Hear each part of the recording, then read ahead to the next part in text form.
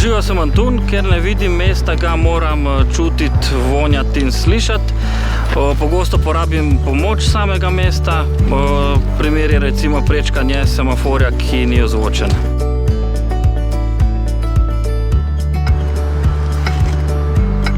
Tale semafor je fajn, ima dobre zvočne signale, tako da lahko pri njemu varno prečkam cesto. Aha, zelena je.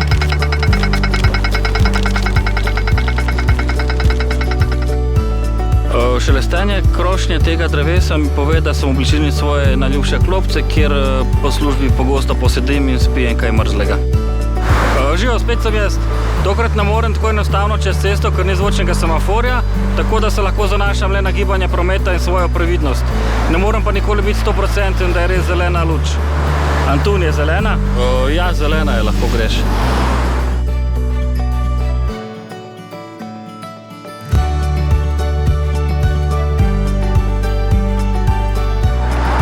V takem videu vse mogoče. V realnem življenju so take situacije precej težje. Srečno!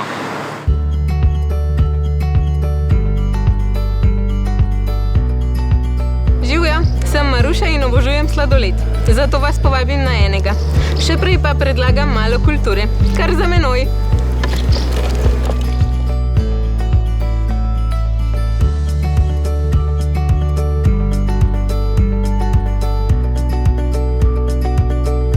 Zgleda ne bo nič z ogledom tega muzeja, saj poti ne morem nadaljevati, ker ni prilagojena za vse, tako kot marsikatera druga.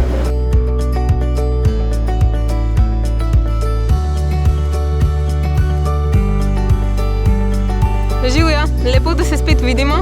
Povabilo, da si ogledamo nekaj zanimivega, pa tudi na sladoled, pa še vedno velja. Pojdimo!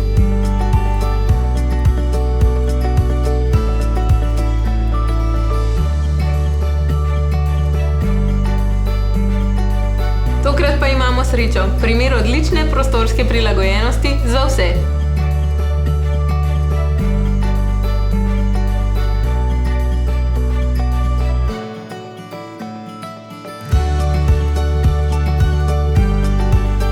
Super, pa nam je uspelo. Sama si želim še več prilagojenih poti v slovenskih mestih. Tudi ko grem v službo, k zdravniku, po opravkih, prilagojenih za vse.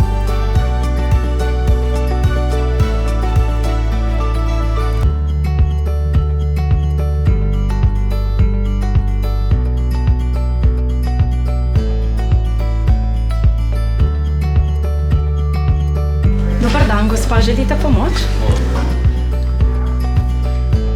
Za gluho osebo, kot je Daša, je lahko obisk lekarne velik izziv. Zato je dobro, da je to okolje prilagojeno.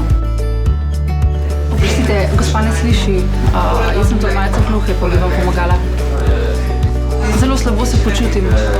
Rabim nekaj za krepitev imunskega sistema. Aha, razumem. Potem pa bo tole boljša izbira. Potem pa kar stopite z menoj.